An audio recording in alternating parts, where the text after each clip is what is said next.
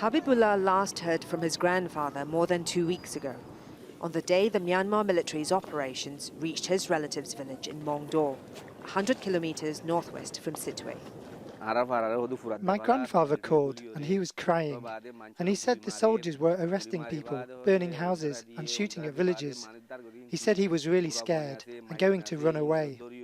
He's since heard from other villagers that his grandfather may have escaped to Bangladesh. His uncle and cousin, however, are feared dead. People in Sittwe haven't been affected by the military operations, but Habibullah says he fears harassment from local police and asks that we don't reveal his identity.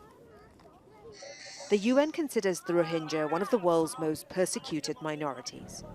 In Myanmar, they're seen as illegal migrants and have few rights, despite the fact many can trace their roots back for generations.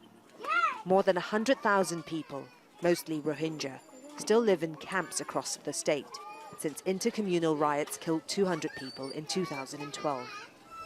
The UN says another 30,000 people were displaced in the latest violence in Mongdo, amid reports of abuse committed by security forces, allegations the government denies. There have been growing calls from the international community for Myanmar to allow full access into the area affected by the violence. The government has so far resisted. In fact, the opposite appears to be happening. Many international aid workers say they've had to leave because their travel permits have not been renewed.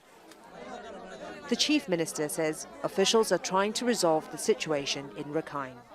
Our government is handling all the problems in Rakhine State fiercely and precisely.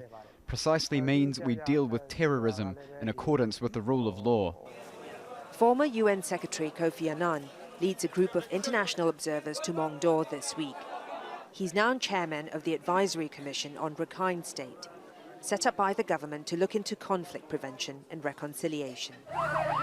The group's last visit in September was met with protests by the local Rakhine community, a reflection of the resentment that exists against the Rohingya.